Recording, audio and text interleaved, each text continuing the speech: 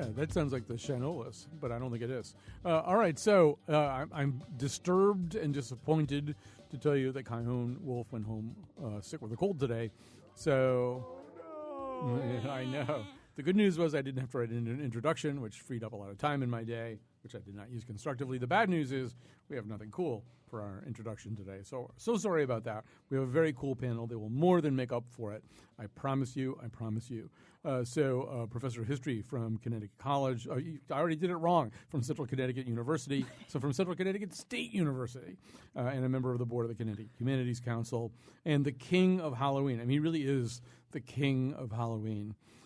Matthew Warshauer joins us today. Jim Chatelain, who's the king of guitars, the Les Paul endowed chair of guitar heroism, and many other things as well. Jim Chatelain with us. And the queen of the night, and all that is bad and evil and scary. Did you just call me a prostitute? No.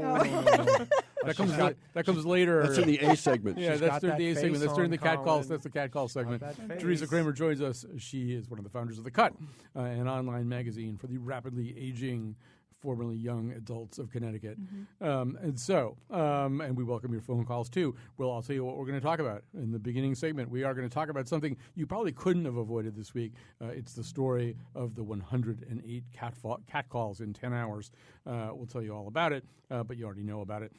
In our second segment, we're going to since we have the king of Halloween.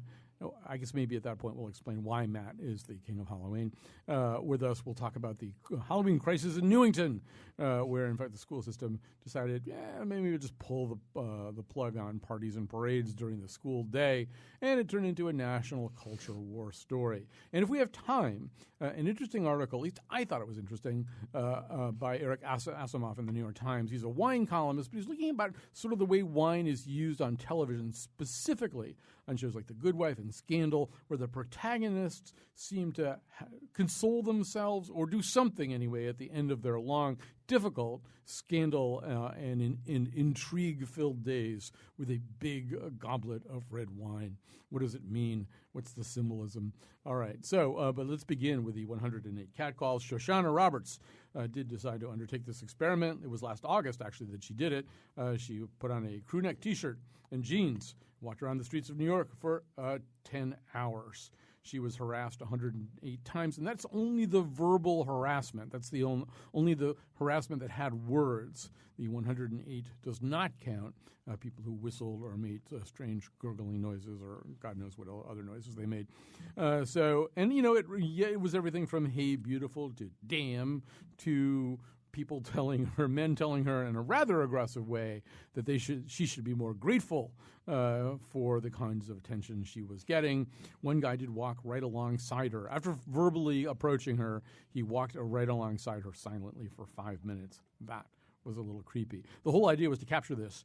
A videographer from a group called Holla Back, an anti-street harassment advocacy group, did this, edited down to 2 minutes so that you could see. Those 2 minutes have been watched by 22.4 million people. There are some questions, which we'll get into also, about the way in which race is depicted on this.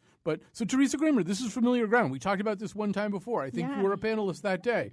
I am the official cat call panelist. Yeah. You're the cat call woman. Mm-hmm. So, this isn't all that different from stuff that we've talked about before, but somehow or other it became the national conversation this week. Can you figure out what particular tripwire this kicked that made it different, that got everybody talking about it? Well, I think I think the video in and of itself, it's easy for women to say that this happens to them, but like Jim pointed out on the way up that he's like, I didn't know it happened this much. And, when he asked his wife, she was like, oh, yeah, of course it does. But men don't see it because it doesn't happen to them. So now this is just because they don't do it. Or yes. I'd like to point that out. Right. But I was actually thinking about that as I was watching. I rewatched the video this morning because I had watched it actually before we even started talking about it. I saw it. And So I was rewatching it this morning, and there's a point where one guy's sort of following her, not the guy who follows her for 5 minutes, but there's another guy, and he just keeps talking to her, like, why won't you talk to me? Why won't you talk to me? And there are other men in very close proximity at times, and no one ever says anything. It's a cue. Yeah. It's a line. Yeah. Yeah, they're all just waiting to harass her for their turn. But yeah, I think just the sort of over the top, because even I was like, really, 110 by the end of the day, you got to be looking ragged. No one's talking to you anymore, right? Like, 10 hours walking around. That's a 10-hour day, though. Yeah. She put in a full day. I don't even know how she did that, because that seems. I think I would have just keeled over and died after about 7 hours of walking around Manhattan in August. Well, I mean, but first of all, did you watch this video? 860-275-7266. 860-275-7266. Matt Warschauer, are college campuses any better? Is Central Connecticut State University, can a young lady walk across the campus without, I mean, I'm sure you're not wolf whistling at her, but I mean, how about her contemporaries? Well, first I want to say that, damn, Teresa, you look fine. Yeah, she does. We don't have that sort of a problem on campus. And, I think that one of the things that is generating this more so now than ever before is that it does, in fact, come in the wake of all these college campus issues with sexual assault. I know CCSU right now we're in the midst of what we refer to as our Red Flag campaign, where red flags go up and people are wearing red bands all over the place, and it's about safe relationships, and that if you know somebody who is in an aggressive relationship or an unhealthy relationship, that good friends really do say something. So I think, I've been a little bit surprised at the reaction by the government and many campus leaders to this idea that 1 in 4 or 1 in 5 women are sexually assaulted at some point in their lives by the time they get to college, because that statistic, that number has been around for 25 years. I mean, when I was in graduate school, one of the things I did to work my way through is I taught self-defense and martial arts. And I did a 40-hour training course at a women's self-help center, and all of this stuff was out there. It's been out there for years. I think it's just a matter of people paying attention to it more now. One of my theories that's completely unproven, and which I'm happy to have shot down, and Jim can go first in shooting it down. I mean, one of the things I wonder about is whether this kind of thing, back to the cat calls and the wolf whistles. And first of all, if you walk around Hartford, it's not going to happen to you as much because we don't have any construction projects. But I'm sure there will be some very soon. But I mean, if you walk around New York, and I think it is significant that if in a big, dense city with a lot of this kind of stuff, it happens, and it apparently happens other places as well. Because I was here that day. I was here on that panel too. You were on that panel too. Yeah. It's all coming back to you. That was my birthday panel. Yeah, right. I insisted we talk You're having a about moment of deja vu. It could be the What paint. happened to you while you were walking by the busway? It could be the paint fumes. by the bus Right. construction. But I sort of wonder whether it's getting worse or whether it was always that way. And one of the reasons I'm interested in that is I even in Matt's comments, you sort of hear that there's a culture that's trying to grow on college campuses to address this. And in fact, male, we've all read Hannah Rosen's The End of Men, this whole notion that young men are less employable than women, that male dominance is probably in its twilight years. Not that it's completely gone, but it's sunsetting slowly. And you sort of wonder in situations like that if the catcalling and the wolf whistles are really the last gasp. Dying gasp. Well, before I even comment, I'd like to say that, damn, both you and Matt look fine. Thank you. I don't know. First, didn't they edit like all the white people out because they were saying stuff like "nice sweater" or? I like your cable knit. It's. I mean, they certainly they were criticized Do for you taking get Netflix? Yeah. It was the first thing I noticed. Right. Is the lack of white males. Right. Are they implying that white males are less guilty of this?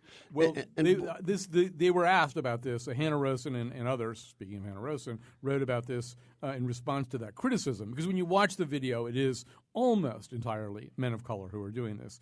Rob Bliss, creative, the marketing agency behind the clip, said, we got a fair amount of white guys, but for whatever reason, a lot of what they said was in passing. I'm not quite sure how that differs from It has to everything be in else. passing. Yeah. She's walking. But for whatever reason, a lot of what they said was in passing or off camera. So their scenes were a lot shorter, but the numbers themselves are relatively even.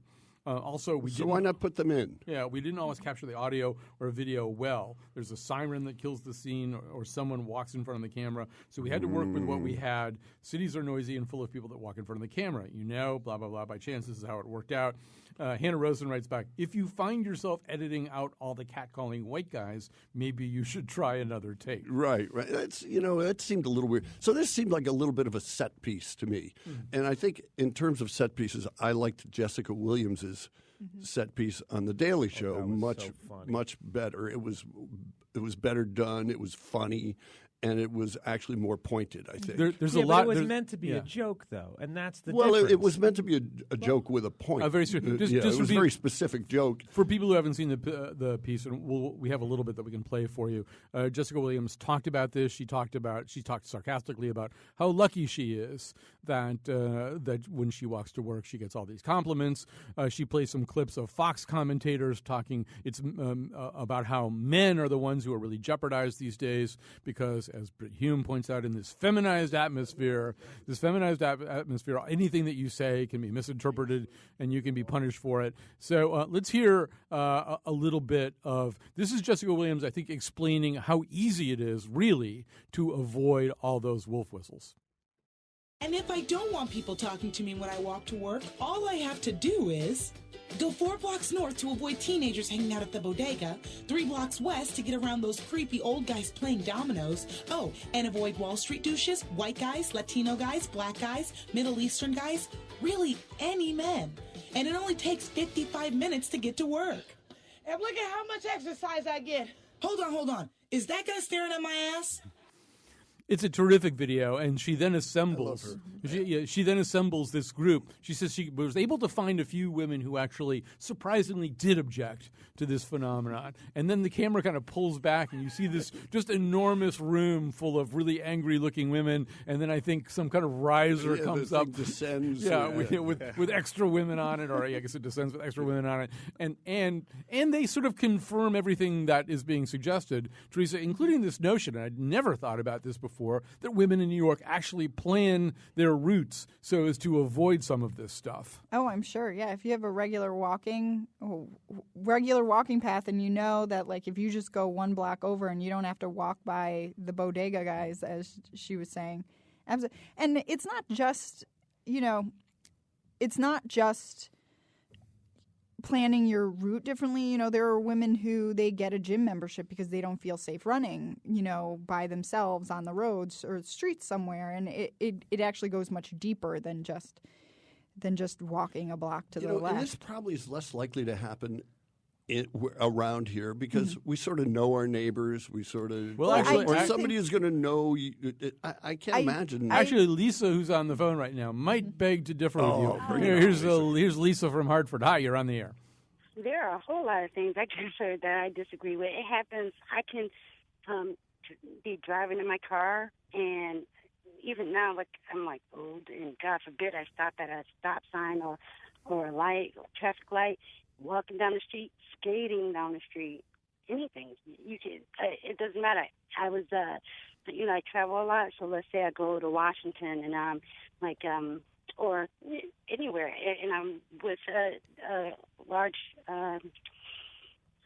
sample of different men in the population.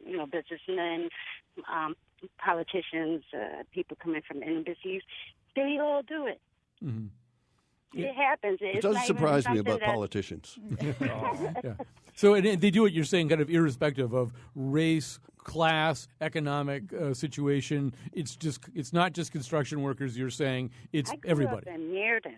Okay, it's not just construction workers.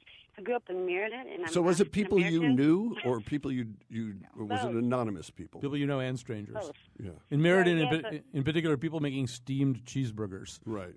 In Meriden are the people who catcall you. No, those guys are cool. Oh, they're all right. Okay. All right. Well, thanks for your call. Although, Lisa, just one last thing. I mean, I don't know. It sounds from your tone of voice like this is not something that you're acclimated to, that you're comfortable with, that you feel complimented by, or anything like that. No, it's like recently someone just told me, I like you. Like you like me. We just bumped into each other at the park. Well, we played basketball. You like me? And my response is, ugh. That might be a good response to deflect some of this, right? Do you have techniques and tools that you use to avoid it? Up on yeah, command. but most of the times they don't work. I use headphones. I turn the music on in my car. Turn on talk radio. Roll up my windows. I can be skating really fast on the street, skateboard or inline skates. And so my nickname is actually Skateboard. And so when they called me this morning, I was going to volunteer at a homeless shelter, and some guy just walked up to my car and, by the window and just started talking to me. And his question was, I'm sorry, I should tell you, I know him, but I don't really know him. He calls me Skateboard. His question to me was, did I change my mind? Am I going to be his girlfriend? I'm like, ugh. That's, why? I mean, it's not. It sounds like you say a compliment. lot. Yeah.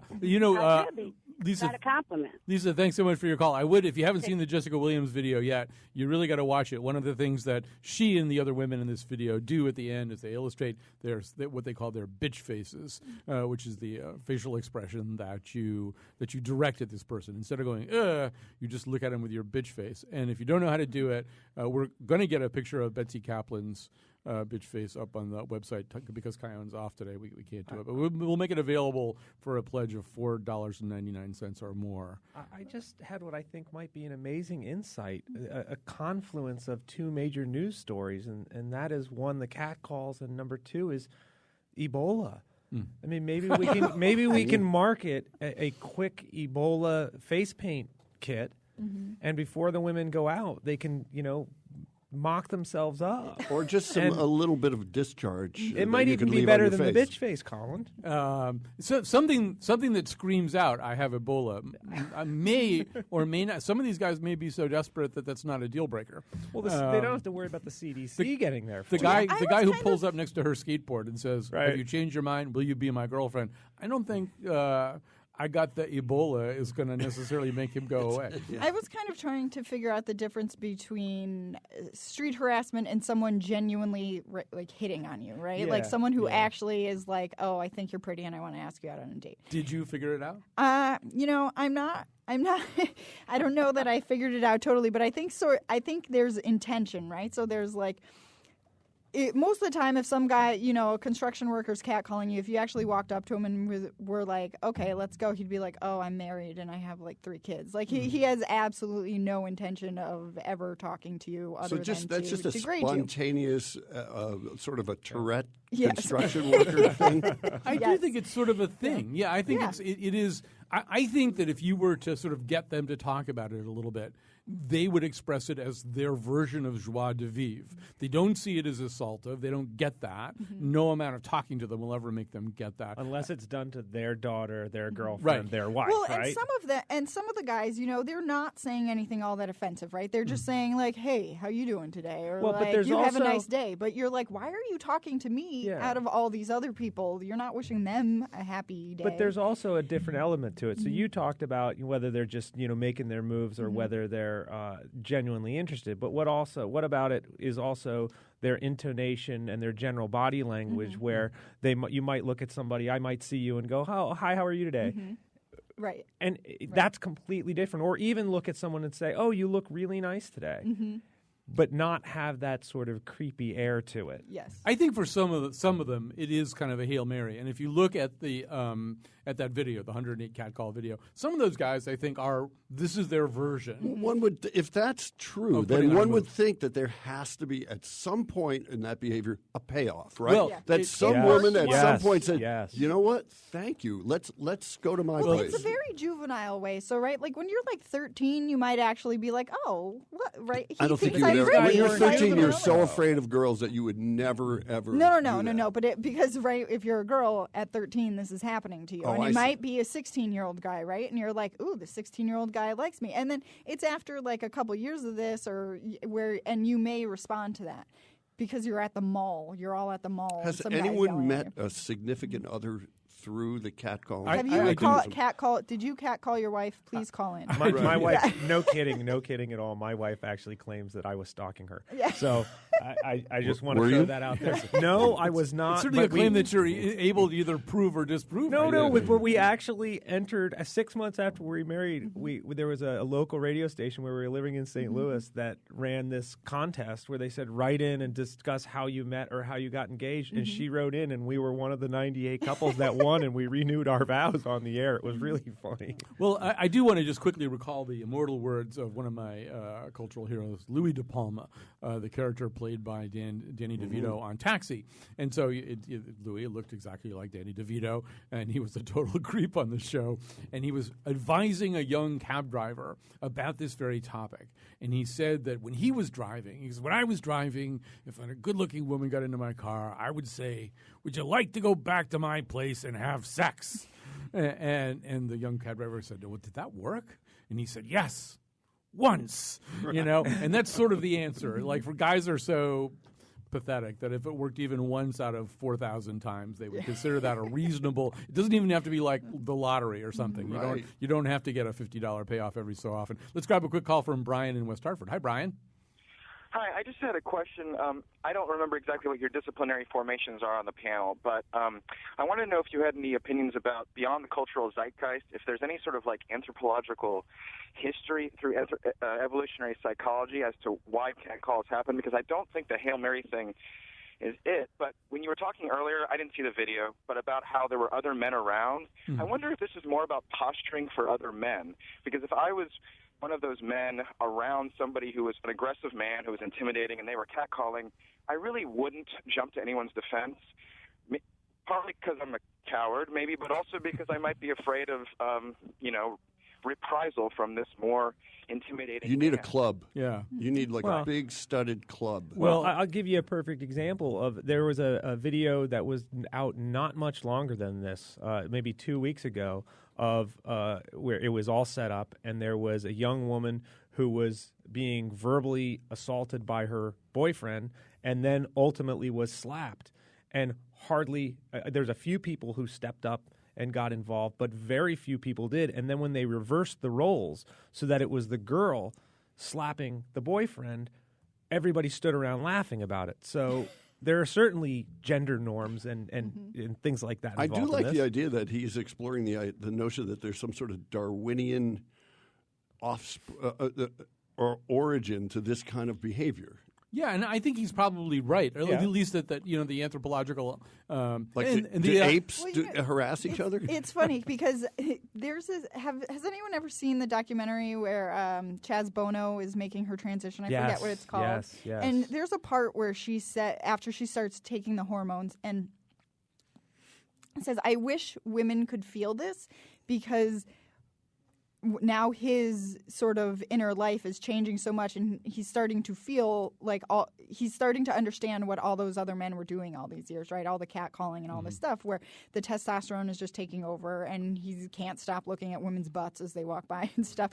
And I think about that every once in a while, like, oh, you poor man, you just can't help yourself. Like when something like that I have happens. to say, I don't know any man who does this unless they really kind of keep it close to the vest. I mean, Closet cat caller? yeah. Colin does it. I've seen him. Well, Yeah. Colin did. I mean, he did it with me at Whole whenever. Foods I mean, one time. I'll quickly say, we probably actually ought to move on to our next topic, but I do think that Brian is right that there's a male bonding behavior that's going on here. Yeah. I probably told this story last time, but years ago I was covering the New York runway shows, the high fashion runway shows, and one of those runway shows happened to be, I think, somewhere around kind of West Midtown, and it was the one fashion house that I knew of that actually sort of had a bay window that kind of looked out onto the street, or just sort of a storefront window that looked out onto the street. Most fashion houses, they do them in other places. But they had their runways right there, and the fashion models would walk along these runways, and one end of the runway actually went out towards this window. And I was there covering the fashion shows, and I suddenly looked outside, and all these construction workers on their lunch break had come over to watch this fashion show with these models who get paid, $85,000 an hour to have a really great bitch face. And they couldn't hear nobody could hear what the guys were. I went outside. I left the fashion show and went outside and wrote down everything the guys were saying. And what they were saying was for each other's benefit. It wasn't. They couldn't be heard inside the fashion show. They would say like, "That's a spectacular collar." That's right. I don't think that really works for me. What was she trying to say with those feathers? No, they were sort of talking for each other's benefit as opposed to. And that's why it's like the kids in front of the bodega or the old guys playing domino. Although in the video there are, men in passing by themselves who do still say something. Those are the guys you should be afraid of, I think. Yeah, like the guy who follows. The guys who follows you. Yeah. All right, we do have to take a break. We'll come back with more after the proverbial this.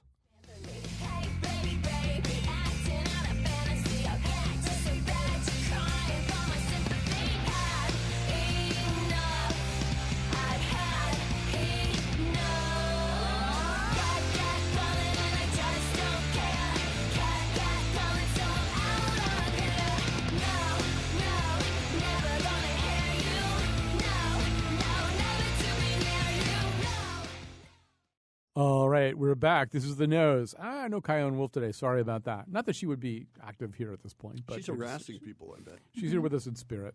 Her aura is here. Jim Chapdelaine is here. Matt Warshauer is here. Teresa Kramer is here. They're The Nose today. We've been talking about catcalls, but let's go to an even deeper, darker form of self-entertainment, and that is Halloween. Now, we should acknowledge that Matt Warshauer in Connecticut is the king of Halloween. And if you live in central Connecticut and you drive past North Main Street, I mean, I would respect your privacy, except that you apparently have none at this point.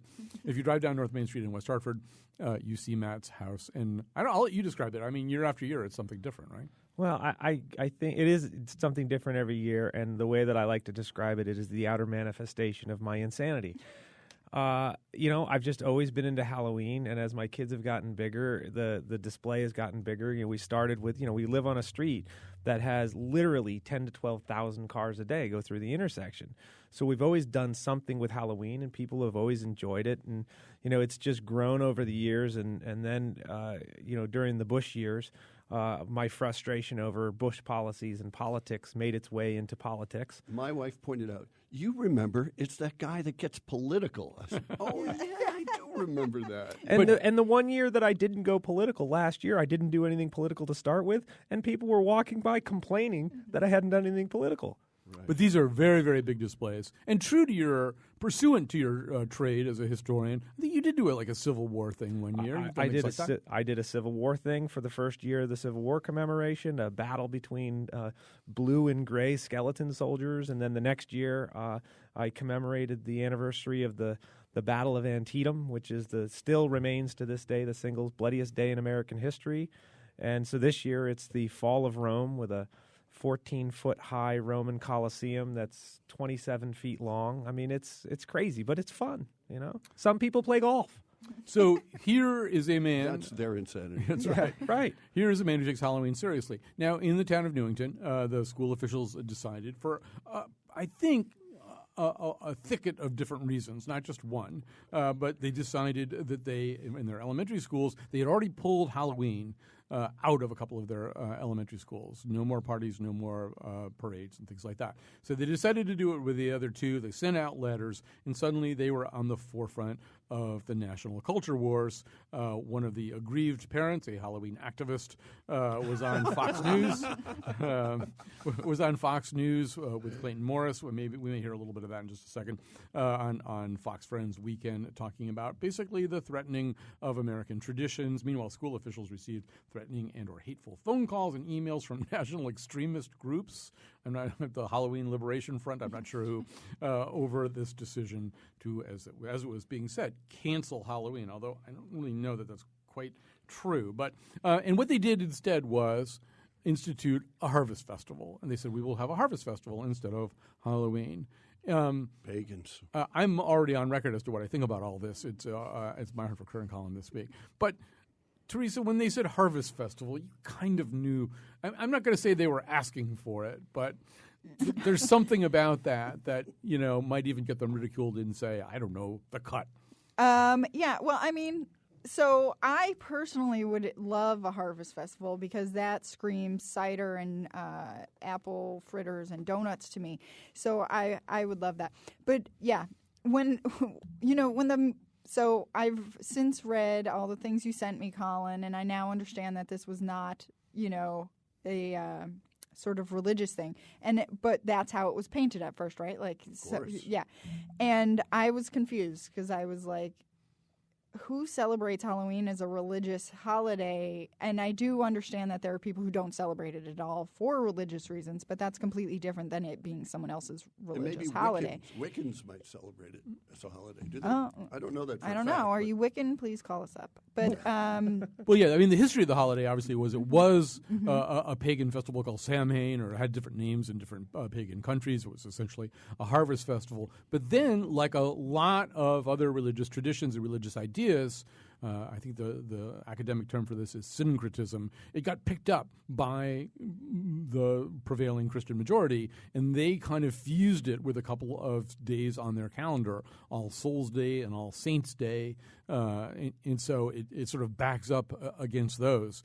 And so it is both a pagan holiday and one that in its early practice really was meant and made to sort of dovetail with Christian today, holidays. more importantly, it's a financial holiday. Right. Oh, yeah. Well, yeah, that's sort of my point, is that for no one at this point is it actually a religious holiday. Right. Some people do abstain from it because of their religious beliefs, but, Jehovah's Witnesses also abstain from birthdays, yeah, so which are not religious in any way.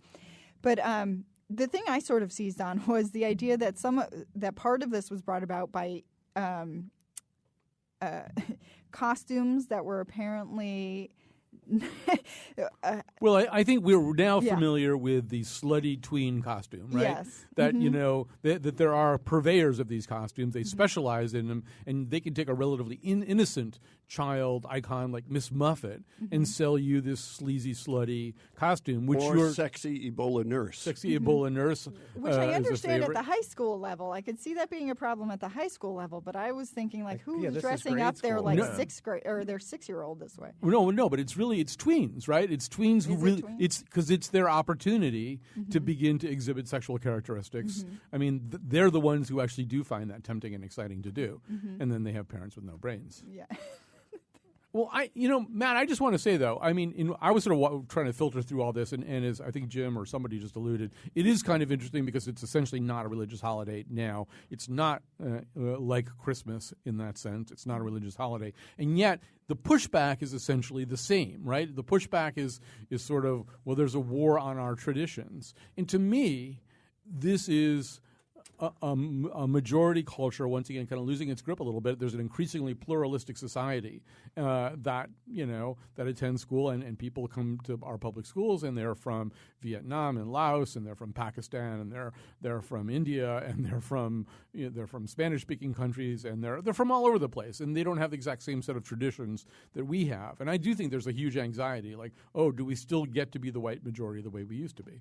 Yeah, I think there's an element of that. But, I mean, first, I'd just like to say to the town of Newington, Merry Halloween, happy fall harvest. Yeah, that's it. I don't see it as exactly parallel to the Christmas issue, because for some people that is genuinely a religious holiday for some people. Halloween, I don't have that connotation to it at all. And I think a lot of the reaction to it is just, can't we still have a little bit of fun?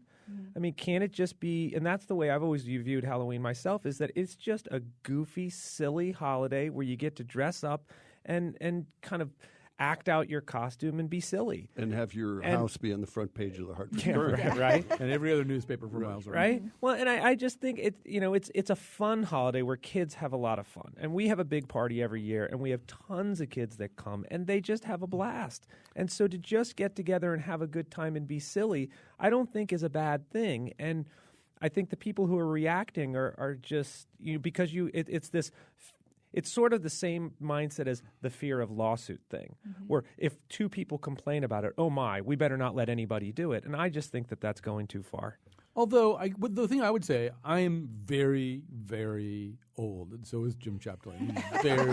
He's exactly as very, I think very. Jim might actually be dying right Yeah, now. yeah, exactly. I think he's Ebola. expiring. Yeah. He has Ebola. He got the Ebola, but and that when I was growing up, I really looked forward to Halloween. Some of my friends really looked forward to Halloween because they were the kind of people who would throw a road flare on your roof, even if you had That's a given them whole candy. different kind of Halloween that's that right. I don't hear a lot of talk about, but Right. I sort of miss that part of the Halloween. But everybody looked forward to Halloween, which we did. We would go out on Halloween in our costumes, and we would get too much candy. And in some cases, some people would do things that really, Well, were I haven't actionable. seen a pumpkin smashed in Right. Well, it's been a long time And- since and I've seen My one friends smashed. and I sometimes get drunk and pumpkin bowl. Right, around and dog this poop time would of be set year. on fire. Yeah. But I mean, just to sort of finish my point, what I don't remember is I can't wait to go to school in my Halloween costume. I think that's a relatively recent I think that's thing. pretty new, right? I Yeah. think you're right. Yeah. I think Yeah, you're right. But I did think it as a kid. I remember, but it was only one grade. Not every kid got to wear their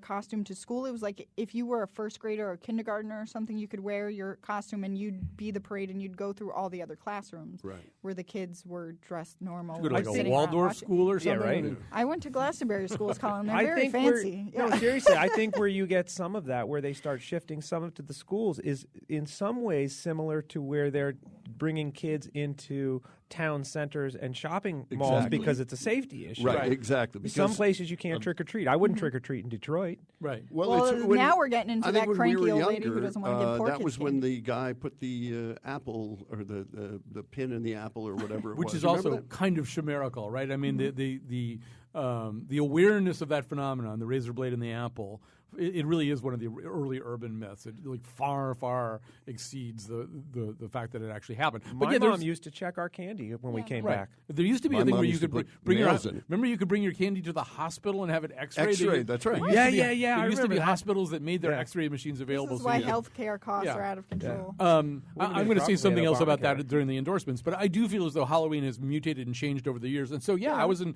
West Hartford Center on Saturday, and I would say there's roughly 2,000 kids. Every single retailer and coffee shop and whatever was giving out candy, and then I'm Oh. sure they all were walking over to Matt's house after that. And so, I mean, Halloween just, first of all, that was 6 days before Halloween. Halloween just goes on and on. It's no longer located. That happened to me, only yeah. it was in the Whole Foods. Kids were trick-or-treating in Whole Foods as if they had anything good to give trick-or-treaters. They were handing out like juice and pumpkin. Well, the great thing is Pure you can cane give sugar. them anything because Yeah. you're still behind the cash register. Yeah. So you can give them to help yourself. Just Yeah. take everything. It was free-range pumpkins, though. They have access to a lap pool. All right, let's grab a call from Rob in New Haven. I want to leave a little time for wine, although I may be the only person interested in that story. Anyway, here's Rob in New Haven. Hi, Rob. You're on the air. Hi there. Can you hear me? Yes, we can hear you. I just wanted to call to say that quite a few people who I know, I think, would think of Halloween as a religious, if not spiritual, kind of holiday.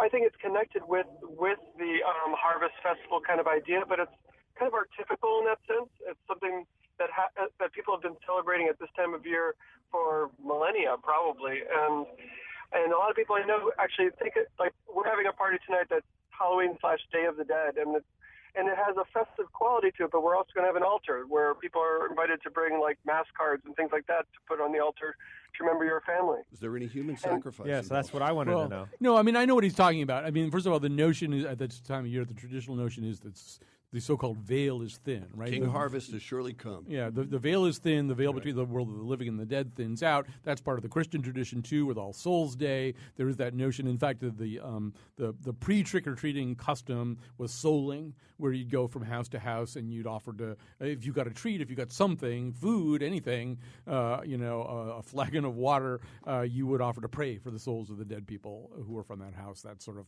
where all that kind of comes from. Let me just grab a call from Sue in Southbury. Hi, Sue. Hi, how are you doing? Good. Thanks for taking my call. And just to tell you that I'm a retired teacher. Mm-hmm. And after 25 years, I stopped having Halloween parties. I'm elementary school, so I was grade 5. And the kids just got so wound up with the candy and the costuming that it certainly would ruin the day, and many times the day after if it was during the week. And so I stopped celebrating it. It was kind of a gradual thing. At first, I just slowed down to having it with healthy food, much like they're asking for a harvest festival. But then I eventually even just stopped having any sort of a celebration that day. Sue, why do you hate America? No, I'm just kidding. I'm totally with you on this. I'm totally with you. It makes total sense to me. Anything else that we need to say about this? I just want to say that when I dropped off my fifth grader this morning in West Hartford, not only was the principal standing outside with a big blue mohawk and a guitar, but 3 or 4 teachers were also dressed as rock band members, and I thought it was fantastic. Those guys are actually in a band. You know that, right? All right, so enjoy your Halloween no matter how you want to enjoy it. I have to read this email from, I think, Joanne. This goes back to our A-segment topic. This will make Teresa so happy. I lived in Manhattan in the 1970s and had to deal with catcalls and nasty comments and potential attacks. 2 things that helped. A woman produced a small business card to give to harassers that read, "You have just insulted a woman. This card is chemically treated, and in 60 seconds your penis will fall off." My protection after dark was an Alka-Seltzer packet in my pocket. Put it in your mouth and you will foam at the mouth. Ebola emergency kit. I'm Right. telling you, it'll work. So that kind of combines Halloween That is fabulous. I love and it. anti-harassing. I don't know, do we have time for the wine thing? I can't really just... Let's take a break and see how much time we have on the other side. We might be able to talk about wine. I'm not even sure that they care, the panelists. I can't tell. Anyway, we'll take a break. We'll come back. Bowls of candy and goodies, delicious and waiting in store. The sound of cute little footsteps as they approach my front door. Letting the children inside to drink beers, razor blades hidden in 3 musketeers, screams from the basement of kids begging to be set free. That's what Halloween means to me. Yet another way that I miss Kyone. I have to thank everybody now. So I want to thank Betsy Kaplan. She's producing the show today. And we've got an all-star in the control room. Lydia Brown, one of the big kids from where we live, come over to help us with Kyone out. And I think John Francois, our excellent intern, is in there as well. Greg Hill tweets for us at WNPR Colin. Katie Tolarski is our executive producer. The part of Bill Curry today was played by... Anybody got anything? Nucky Thompson. And so what else? And obviously to find show pages, including the show page of this show, as well as many other things, and something mildly degrading or alarming having to do with the Faith Middleton Show staff, go to our website, WNPR.org. Boy, it's so much harder when I have to do it instead of just write it and give it to her. And on Monday, we're going to do the Scramble. Nicholas Carr, who's kind of a digital declinist, he's got a new book out called The Glass Cage. It's about sort of the idea. Well, it starts with a story about how the FAA put out a warning to pilots saying they were becoming over-dependent on autopilot. They were no longer flying their planes enough, and they were getting into trouble as a result, and sometimes even crashing. And he thinks everybody's doing that. That we're all over-dependent on algorithms and what our computers tell us and what our phones tell us. I asked Siri if that was true. She said, no, don't worry. But anyway, we'll be talking to him about all of that. So I don't know, we could take 2 or 3 minutes on wine. So this came from the dean of all nose panelists, Irene Papoulis. She had it up on her Facebook site. This column about by Eric Asimov about how American popular culture depicts alcoholic beverages. In particular, the fact that there's been a shift away from other things, whiskeys and things like that, towards wine, particularly for women protagonists. That Alicia on The Good Wife and Olivia on Scandal, they both profess to love wine, but they also, as he says, drink to self-medicate, to inure themselves to the jagged emotional leaps in plot that buffet their characters and leave their viewers breathless. Some of the commenters also pointed out other characters who drink red wine, who are women protagonists. One said, this goes back a few years, but, quote, a big old glass of Merlot was Chief Brenda Johnson's choice on the closer. So I'm always interested when a little trope like this turns up, and I always wonder what it means. So, Teresa Kramer, what does it mean that all these high-stress, heroic but also problematic women are drinking wine on TV. It means that sexism is dead, Colin, because now women get to be drunk on TV too. I mean, they're drinking for mostly the same reason that the men on TV are drinking, right? Like Don Draper drinks to medicate himself as well. And they're just drinking red wine instead. But that rings totally true to me, right? Because all my friends drink wine, and they drink, and not all of them, but that's definitely so. When I choose to drink white wine, I feel as though they're judging me. You're so weak. I am because so weak. But the funny thing is that. It seems like more of a class thing to me than a weakness thing. So like I think a lot of people tend to associate white wine with like white Zinfandel. Although really on Homeland, Carrie Matheson's, Claire Danes' white wine thing is clearly part of her overall weakness and her need to self-medicate and dull her senses and all that kind of stuff. Actually, we only have 5 minutes left. Does anybody have like one other great wine insight, or can we go on to endorsements? I don't want to miss your endorsements. I think as long as you're not drinking white wine after Labor Day, you're fine. Yeah. That's right. Yeah. And as long as you're not texting and drinking white wine right, and driving. So drink white wine responsibly. Or if you're like murdering somebody on Scandal, drink red wine responsibly. Or bourbon. All right, time for endorsements. Jim Chapdelaine, what do you got? I didn't get to see it, Birdman, but I'm looking forward to it. So that's a pre-endorsement. I do that from time to time. But I'm really excited because legendary band The Wild Weeds are getting back together. Really? For 2 nights. And I'm a big fan. Yeah. I mean, well, you have to be our age to be a big fan. Okay. When I'm putting this thing together with Big Al. Is that a challenge? And so we'll be playing 2 nights, but the Wild Weeds will also be playing. It's their first time playing in Connecticut in 46 years. Wow. And it's the all-original Wild Weeds. So I'm very excited. That's December 26th and 27th. And when I called the security Good to Cry, people, is that the name of the No Good to Cry was a huge single. I called the police. I said, do we really need security here? I think the worst thing that's going to happen is a Walker fight. Right. But I think you need extra toilets, though, because guys have to pee a lot more than they used to. Well, I think there's going to be a ton of people. I think it's really going to be a great event. Al's very excited about it. We'll also play a set with Al. All right. So where is this happening? Did you say that Hill? I didn't. Hills Point Hotel. I suck at this. I mean, I endorsed a movie I didn't see, so I truly suck. Okay, Hills Point Hotel, which is where? It's right over the Windsor line in Windsor Locks. All right. Teresa, what have you got? A documentary it's a Netflix documentary actually called E-Team about the emergency team for Human Rights Watch that goes into like Syria in the middle of a conflict to document human rights violations. It is not nearly as depressing as you'd think it would be. Like these people are fascinating and funny and cool and brave, and everyone's having a baby for some reason in the middle of all this. It's neat. E-Team. And it can be found again. It's on HBO? It's on Netflix. Netflix. All right. E-Team. All right. Matt Warschauer, King of Halloween. What do you have? I have 3 things. First, happy Halloween to everyone. Except Newington. And as King of Halloween, I decree that they change their decision.